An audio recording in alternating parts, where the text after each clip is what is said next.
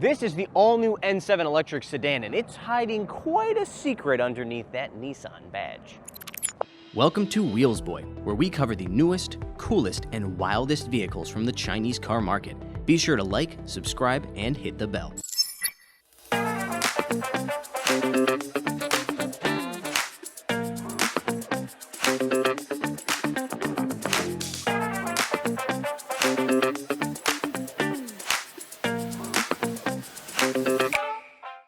You see, while the branding is all Japan, the platform underneath was co-developed with Dongfeng Motor. Who is Dongfeng Motor? Dongfeng Motor, or DFM, is their longtime Chinese joint venture partner. And this same platform also underpins a bunch of different models from Dongfeng Motor, including their E-Pi 007 sedan, as well as the four-thing Xinghai S7. Are you telling me you've never heard of the E-Pi 007 or the four-thing Xinghai S7? It's probably because they're only sold here in China, and sales aren't exactly stellar. Not so for the N7, which got off to a much better start when they managed to get 20,000 firm orders within the first 50 days. But enough preamble. Let's see what those 20,000 people found so appealing. For starters, you get exterior styling that is, at least in the context of the Chinese car market, terminally generic. It's pleasing to the eye, but it disappears on Chinese roads. Of course, that matters a lot less when you realize that they're offering a sedan that's bigger than a Nissan Altima with a fully electric powertrain for just $17,000 to $21,000 US. Not only is that competitive with other foreign cars in this segment, what few there are, it's also competitive against the many Chinese competitors in this segment. And it shows that there's finally a foreign brand that's waking up to the realities of the insane price war here in the Chinese car market. One thing we know for sure, though, is that there's no way it's going to be that cheap when they export it abroad. After hearing that price, I suddenly felt compelled to look a little bit more closely at this generic styling. And credit where credit is due, there are some nice details to be found. For example, this headlight unit down here, which actually includes an LED grid. The same can be said for the rear taillight design, which includes some very nice detailing you don't normally see on cars this affordable. I mentioned earlier that this car is about the same size as a Nissan Altima, actually a little bit bigger, but that was referring to the overall length. When it comes to cargo space, it's actually noticeably smaller than a Nissan Altima at 484 liters. It's much closer in size to smaller Chinese electric vehicles such as the BYD Qin L. The Nissan N7's interior has adopted some, but not all of the trappings of a Chinese electric vehicle. I'm talking about the fact that it does have a minimalist layout with things like this smooth one-piece center console. In order to make it have cup holders, you gotta press them down like that. But they did keep some design. It's not all smooth shapes. Look here on the door, this stitching as well as the pattern in the plastic here, which is lit by the overhead lights right there in the door panel. You've also got a minimum of physical buttons. In fact, there's really no physical buttons here on the center console. Everything is controlled through the screen, but I want to give them credit for having big, beautiful physical buttons on the steering wheel. So nice to see. But it hasn't just adopted the looks of a Chinese EV, it's also adopted a lot of the smart features, including a standard 15.6-inch 2.5K center screen. Remember, that's standard on even the car that costs $17,000. Unlike a lot of Chinese EVs, it also comes with CarPlay. The operating system on this car is far better than I've come to expect from non-Chinese brands, except for maybe Tesla. For example, it's snappy, it's got an 8155 Qualcomm Snapdragon chip, or if you upgrade to the higher level driver assistance system, which we'll talk about later in the video, you get an 8295 chip. But the snappiness is only the beginning. It's also some of the details. For example, the way that when you go from the main menu to the navigation app, the little car, shrinks down and then becomes the car there. And when you go back, it does the same thing. In digging through the menu, I've also discovered that they have smart devices, much like Xiaomi does with their cars, and honestly at this point an increasing number of Chinese brands are doing. This allows you to control things like your home air conditioning or your smart lights, and it even has an available multi-use button just like we saw in the Xiaomi YU7. Another more hidden feature that I'm guessing a lot of N7 owners don't even know about is back here behind your little digital rendering of the car. If we spin around, there's a glowing spot on the screen right here. If we press it, This is where we can enter a series of different interior modes. For example, this is a relaxation mode here where I can listen to the sound of a rainforest, an ocean,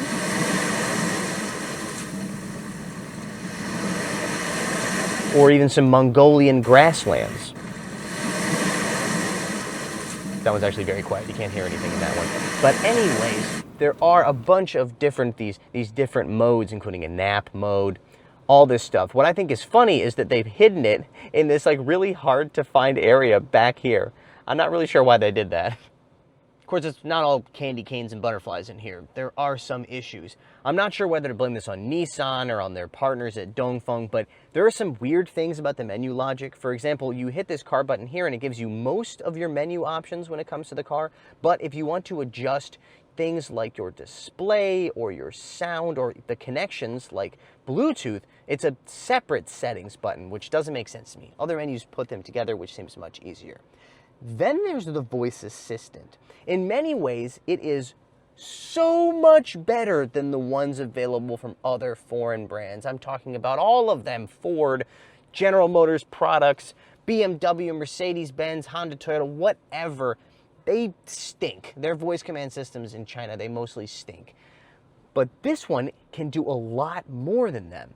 At the same time, there's some things it can't do that I really would expect it to be able to do. For example, if I ask it to adjust the exterior mirrors in Chinese, 你好日产，调节车外后视镜.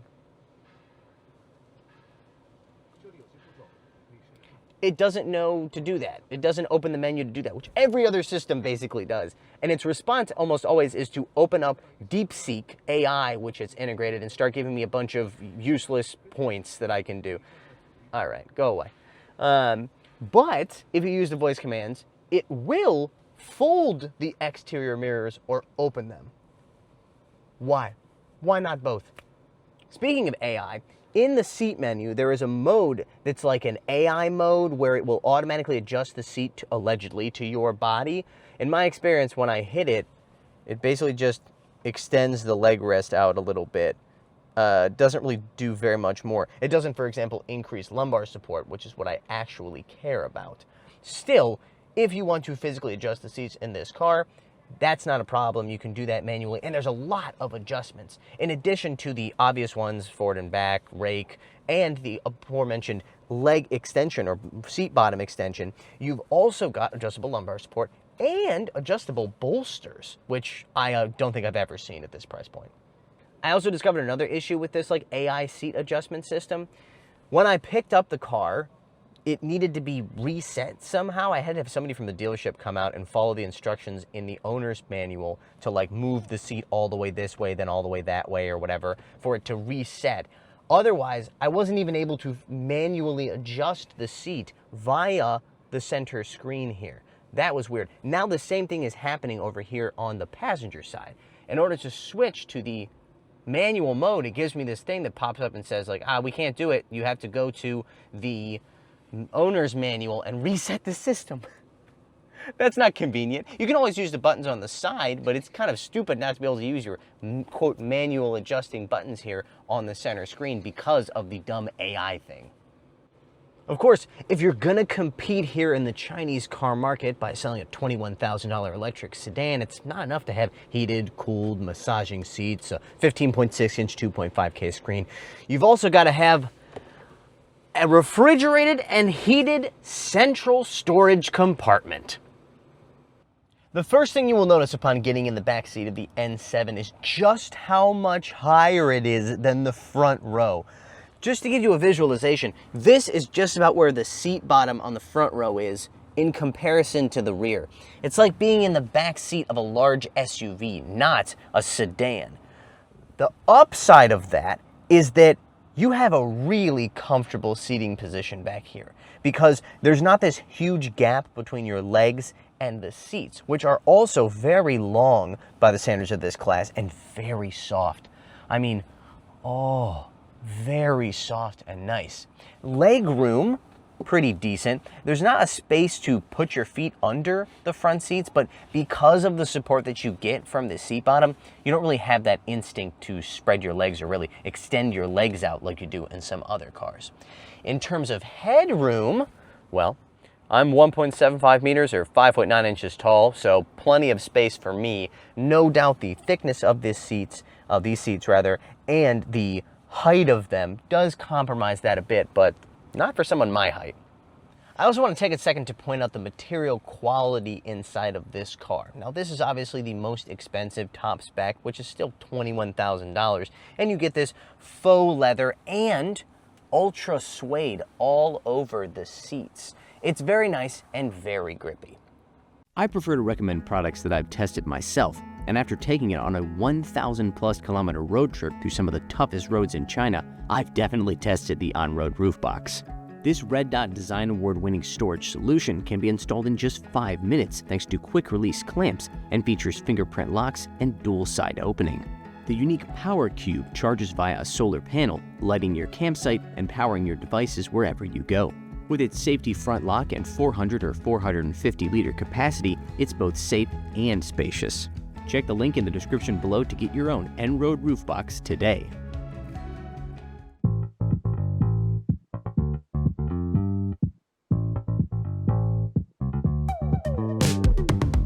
The electric powertrain in the N7 is distinctly down to earth. There are 2 front-mounted electric motors available. Both of them are supplied by Dongfeng Motor, with one making 160 kilowatts and one making 200 kilowatts. There's no official 0 to 100 km/h time provided by Nissan, but the seat of the pants meter says somewhere at or below 7 seconds. That power is doled out very conservatively, and it's hard to get the kind of neck-snapping acceleration that I've become used to even on electric cars with this power level. Instead, it comes on very smoothly and very progressively, just like a well-tuned engine and transmission. Obviously, this is meant to mimic a well-tuned engine and transmission and appeal to more traditional ICE vehicle buyers. Basically, Nissan's traditional buyers. People who are coming from a Sentra or an Altima and don't want the feeling that comes with many electric cars. That smooth power delivery might also contribute to this car's efficiency. Now, there are 2 battery packs available, a 58 kilowatt-hour LFP pack with a claimed CLTC range of 525 kilometers and a larger 73 kilowatt-hour pack with a claimed range of 635 kilometers. Just for context, a $30,000 2025 Nissan Leaf, that's $30,000 in the US of course, has a 40 kilowatt-hour pack with a claimed EPA range of around 240 kilometers. Even if we assume that the CLTC range is optimistic, and it is, you're still getting a whole lot more for your money over here. So how does it drive? After all, that is the thing that everyone says legacy automakers still do better than Chinese brands, simply because they have more experience with things like suspension tuning. I think it drives quite well. It doesn't drive exactly like other Nissans that I've driven. For example, the Altima feels, well, a little softer than this car, a little bit better damped. This one lets in more vibrations than the Altimas that I've driven, but it's not uncomfortable. The steering is very direct, but there's little to no sensation as to what those front wheels are doing from behind the wheel. Overall, it drives like a, how shall I put it, commuter sedan. But while this car's power figures and driving experience didn't exactly blow my mind, its driver assistance features did. Because while I've come to expect things like city and highway NOA from Chinese cars at this price point, I definitely don't expect them from legacy automakers. One important note is that I did not get to try out the City NOA because it is a memory-based system. You can't just turn it on and have it follow the navigation to anywhere you want. You have to drive a route at least once or maybe multiple times in order for it to memorize all the features of the route to then be able to drive it via the NOA or navigation on autopilot system. I didn't have the car long enough to do that, so I can't tell you whether or not that system is as impressive as I would hope it would be, or as impressive as the highway system was. But still, the fact that they're even offering that kind of system at all is a real step for legacy automakers like Nissan. Ultimately, I think this car shows the way forward for legacy automakers like Nissan, at least in the short and medium term. And it shows that Chinese buyers are willing to, and in fact want to buy cars from legacy automakers if they can provide them a product that they want at a price that they can afford. they can do that if they work with their Chinese partners the way that Nissan did with Dongfeng, because after all, right now, Chinese companies are the ones that are producing the leading electric vehicle architectures and the leading smart cockpits and driver assistance systems.